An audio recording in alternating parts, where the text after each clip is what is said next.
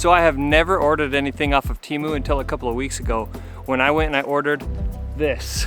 This is the cheapest hot tent and cheapest hot tent stove I could find on Temu. Combined, I paid $233 to get it all shipped to my house, tax and all. The price on the tent, I believe, was 102 bucks, and the price on the tent stove was around 118. Now I'm already realizing it can be hard to figure out what's available on Temu. They don't really have name brands for most things. I couldn't even tell you what brand this is. I'll try to find a link to these and put it below just so you can see for your own interest. As I've been reviewing outdoor gear, I've noticed a trend in a whole lot of inexpensive gear coming straight out of China or straight from overseas. Even if it's sold on Amazon or Temu or AliExpress or whatever marketplace you might find this on, there is a whole lot of gear being sold direct to consumers that is supposedly decent quality gear and doesn't cost a whole lot of money. So I was interested in seeing if this is really worth the hype or not. Things have been changing a lot in the outdoor industry, especially with direct-to-consumer sales and direct-to-consumer brands based both in the US and abroad. But I was very intrigued by this idea of having a complete hot tent setup for around 200 bucks. This is my first night, my first experience with it, so this is just basically first impressions, and I hope you enjoy watching this little outdoor adventure. So I'm gonna try to get a few more things filmed and done before it's dark. I hope you enjoy the video. By the way, if you are, or if you do enjoy the video, please give it a thumbs up and consider subscribing to the channel for more content like this.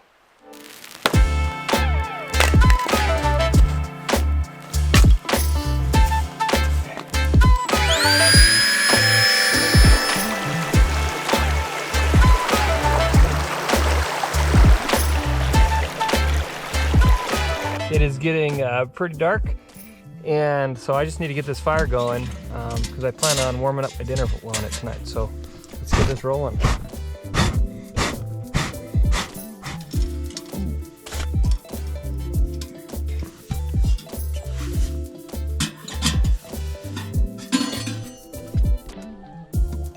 Hey, I think we're in business.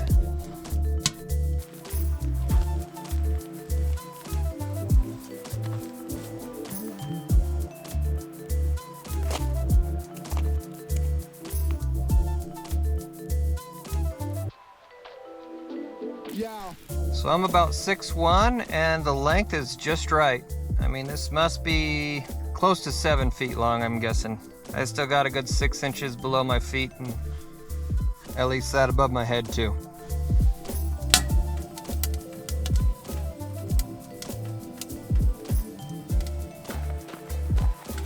Unfortunately, there's not enough room in there for a chair.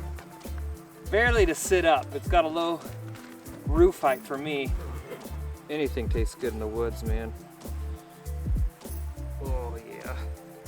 So far, my first impressions are pretty positive of both this tent and that stove. I mean, at least for the money. The stove is definitely thinner metal, feels a little, you know, less durable than a lot of other stoves I've seen, but it's hard to complain for the price, right? So that's the whole debate. Is this inexpensive, lower quality gear, but still the quality sort of meets the price point? Is it worth it? I think for a lot of folks it probably is.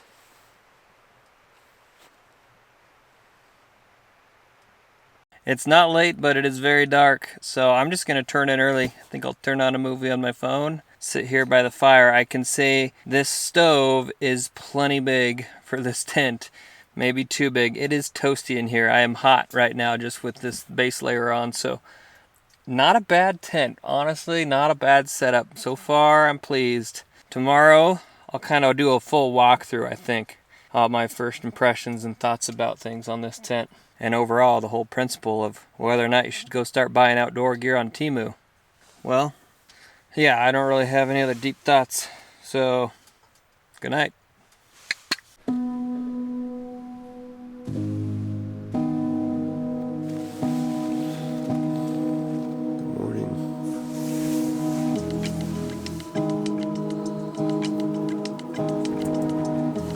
So, night went pretty well. It was not too cold, especially with that thing. Man, this is a small tent, so when that little tent stove is blaring, it is real toasty in here. So up until I went to sleep, I was laying outside my sleeping bag, and even when I went to sleep, I was laying out my sleeping bag for the first couple hours until I let that die down and it really cooled off. So in a small tent like this, that stove is more than adequate. It rained and I think snowed, mix, I'll see when I go outside. But no water inside, feeling around the edges, none of that. A little bit of condensation on the roof, which is normal, especially since this is a single wall. That condensation didn't even build up until I let the fire go out, you know, because it stays warm enough in here, it kind of just sucks all the moisture out of the air. But a lovely night, really. Got the creek right by here, makes for a nice ambiance, little white noise, slept great. Except that I did try a sleeping bag again, a mummy bag, for the first time in a long time. Some of you may know I prefer a quilt, but I thought I'd give it a whirl, and it's kind of how I remember it. Feels pretty constricted. Works well when you're on your side or on your back, but I like to sleep on my stomach with my legs sprawled out. No good for that. But I did fine. Wow, so it looks like ice rain. Wow. I knew there was going to be moisture, not too much. It wasn't super cold last night, but apparently cold enough to make ice rain, but not snow. That's gonna make the drive out slippery. It's beautiful though. Puts a sheen on everything. So peaceful this morning.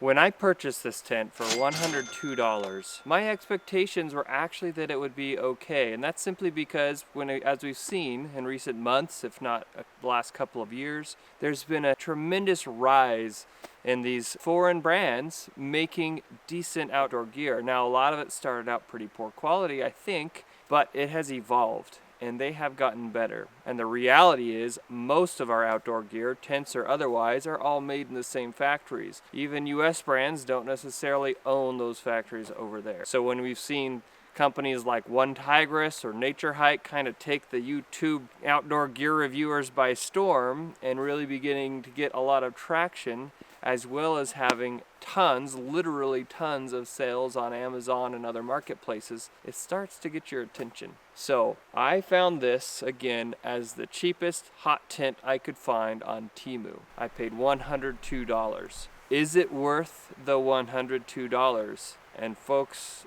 my answer is yes. As far as the tent stove goes, I paid $118 for that, plus tax. And at $118, I think it's also worth that. I think there is definitely a big difference in build quality and construction compared to my winter well stoves. But the reality is, it did the trick, it kept me warm, it functions. Let's do a quick walk around of this tent.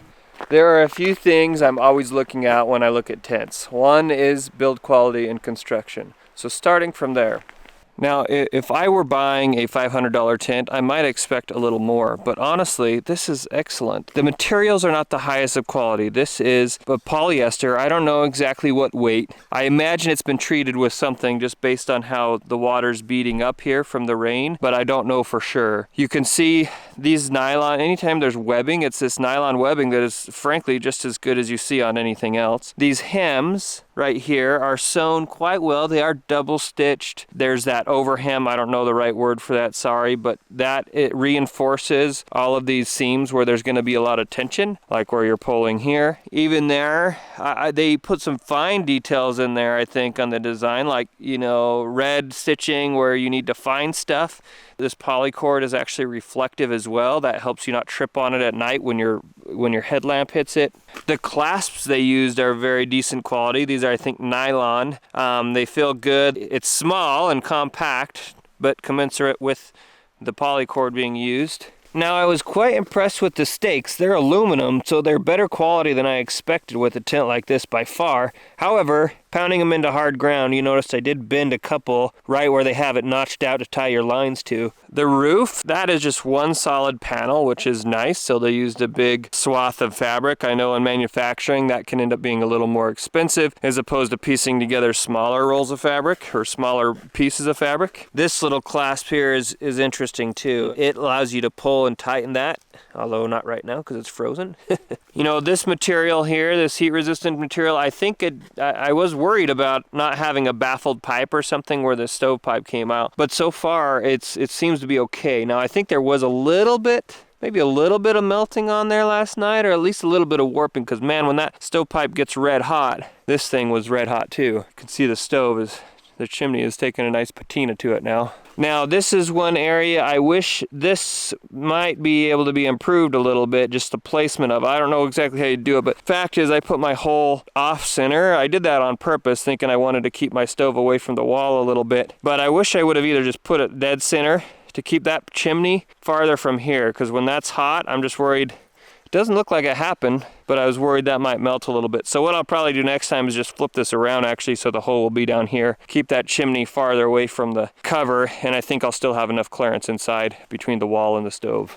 I also love how there's a door on either end. I think that's fantastic. They could have not done that. That takes extra zippers, extra mesh, extra fabric. So I'm very happy they put that in there. While we're outside, I'll also just look at the packaging, you know, so steak bag for the poles, all made out of the same material as that tent. Even this bag is decent. Now, I did set it up once at home before I brought it over, and one thing I'm always concerned about is the bag big enough to put it back in after it's been used? And in this case, yes. I was able to get it in there. Had to push a little bit. It's not as good as a factory roll, but it worked. Comes with 2 extra guy lines. I'm sure in more inclement weather, you could tie those to the top of the roof and put another guy out farther, or even attach it to a tree or something. But take a look at that stake. The stake is pretty decent quality. You know, it is aluminum, painted as well. Has a decent little cord on it to pull on to get it back out. The only weak point, and this is the case probably with any of these stakes, because this is pretty thin, you know, maybe thinner than some of the ones you get from higher end tents. Maybe not. It's also super lightweight. But it's right here where it's notched out. Yeah, that's where it was bending over on me when I was pounding them in the ground. I didn't use them, but there are these as well, and they put 4 extra stakes in there besides what you have to have. So I thought that was generous. And a lot of times on low end or cheap tents, you don't get extra stuff. But you can guy these out for a little extra support, a little extra tension, better water shedding, or you could attach those extra guy lines to here, guide all the way to a tree, although that polycord wouldn't be long enough for that distance. The design does require at least 10 stakes to set it up. You've got 4 on each corner down at the ground level, then you've got 4 to guy out the little, I don't know what you call them, awnings or side panels there, and then you've got the 2 on the end, and that's what holds the whole tent up. So it is not a freestanding tent, but even little design elements like this are impressive to me for a tent like this. They put a little mesh panel down there for ventilation. And I can say I thoroughly appreciated that last night, especially when it would get real hot from the stove. Having that right there and just being able to have some cool air come in was nice. Also, when it got smoky, I could just roll my face over here, breathe some fresh air until the smoke cleared a little bit, like right after you're changing out wood and stuff like that. That always happens a bit. Okay, here we are inside, and a few things I like about the design and the quality here are these little hooks. I think it's really clever about how they have that floor mat that is optional to put in, but it's very easy to put in, and that does help in the way that the outside layer does have a piece that nests underneath. That's going to help with water, to keep water out. I didn't have any problems with that despite the rain. Tent is a little saggy this morning. I probably need to go make it a little more taut. But if we look here at the seams, you can see they're all taped. Now, in my opinion, this tape stuff never seems to last forever. It starts to kind of curl and wither over time, but it's doing the job now. All these other seams are double stitched, you know, got 2 running on there. The ridge seam is also taped. They have these elements here so that you can tie back the mesh panel, and it really only works well to tie back the mesh panel or the solid panel. They've just got the 1 toggle piece in the middle and then a loop on either side. The zippers are nothing to write home about. They're not a name brand like YKK you're gonna recognize. They definitely do the trick, and I think they're of okay quality, but I don't know that they're gonna last forever. You've got Velcro. After you zip that closure on the external panel, you do have some Velcro to kind of lay that flap down, keep the wind and moisture out. They gave you a little pocket here. That's always handy to keep a few important things. But I especially love that they have this panel right here in the floor. I mean, again, for $100, you don't have to bring an extra pad to put down to protect your polyester or synthetic floor ground sheet. That's clever and that's nice. Looking at the stove, now that we have a nice patina on it from using it finally, it's pretty decent too. Now, it is much thinner gauge steel than the ones I've used from Winterwell by a long shot. Everything's thinner, from the little racks here to this poker stick that also allows you to manipulate or move that for cooking or starting your fire or whatever, as well as scraping out ashes from inside. That's kind of what that's for. The chimney pipes are very much thinner, but again, it all works. I did find the flue adjustment, a little bit tricky to adjust. Like, it just doesn't want to go close all that much when it's hot. It's kind of hard to get it to a really slow burn. The same could be said for that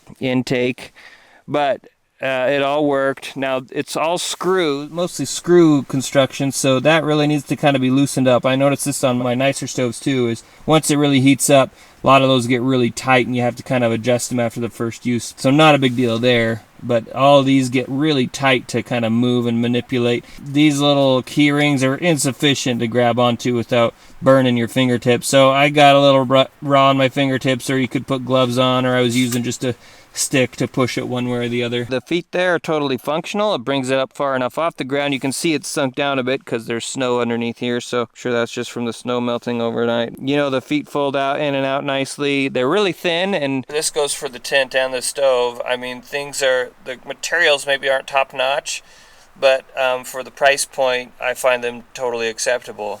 And besides, that stove is stainless steel. I mean, time will tell how well the stainless treatment worked, but so far so good. First impressions are positive. As far as durability goes, it's really hard to judge that this early on. How long it will last, how well it stands up to weather. It did just fine in some rain and some freezing rain. It's polyester, so it's not going to stretch a lot like nylon under weather. It seems to be reasonably abrasion resistant. The little sparks coming out of the stove didn't cause any holes or burn anything through yet, so you know, all that's pretty positive so far. As far as the stove goes, I mean, it's going to take some dents and dings over time. I think it's more likely to get damaged just in transport, you know, going in the back of the truck, bouncing around with other gear, than it is to get damaged in place. But, you know, things like those hinges, the way the feet work, the thin gauge of that steel, the little wire grate inside will probably just degrade from being burnt all the time over time. And then those chimney pipes could easily be deformed or dented. I'm gonna have to make sure they're stored properly inside the stove. All those things concern me more on this stove than a more expensive, more durable stove. But really, for the most part, I'm getting about the same kind of quality I would expect from any piece of outdoor gear I would buy. As far as ease of use goes, it wasn't hard to figure out. Now, this came with no instructions. That doesn't really matter. Usually instructions that come from some of those companies are hard to interpret anyway. But this was pretty simple. The one part that was tricky is just getting it aligned. When I set this thing up, I realized you have to have that rectangle just perfectly square, because if it's off a little bit like I had it, that roof is not going to sit taut. It's still not perfect, but it was good enough for me. So there's a little bit of maneuvering you have to do and rigmarole to just get that nice and square. And there's a lot of stakes to drive. So hard ground is going to be a challenge. I was lucky enough I was able to get it in here through some snow, a few inches of pretty frozen snow, and then there was some hard ground beneath. But honestly, now that I've set it up once, it's going to be a cinch every time. It doesn't go up super fast like a freestanding tent might, but you know, it's not overly challenging either. And same goes with the stove. Is very straightforward. I mean, you've got those chimney pipes. You put the one with the flue adjustment down on the bottom, and you stack the rest on top. By the way, this is not really a super lightweight backpacking friendly tent. You certainly could take it backpacking, but it weighed 6 pounds 13 ounces on my scale. Also, this stovepipe does not have a spark arrestor, so if you think you're going to need that someplace, I prefer to have one, so I'll probably make one at home. But yeah, I'm going to need to fashion something for that. Temu was the #1 downloaded app on the Apple App Store this year. They went from 600,000 downloads to 30 million in 3 months. Temu is pushing hard to have us buy directly from manufacturers in China, which we're already doing on Amazon. So it's not that hard to get us to do there too. What do you think of all this? Now it's your turn. I want to hear from you in the comments below. What do you think, first of all, of a $200 hot tent setup? Does that look like it's interesting or worth it to you? And then what do you think about this whole phenomenon of sort of the outdoor industry changing and only being able to get budget gear from companies abroad. That's something I'm really interested in learning more about. What can I say? We live in a world of globalization. Well, now it's your turn to gear up and get outside.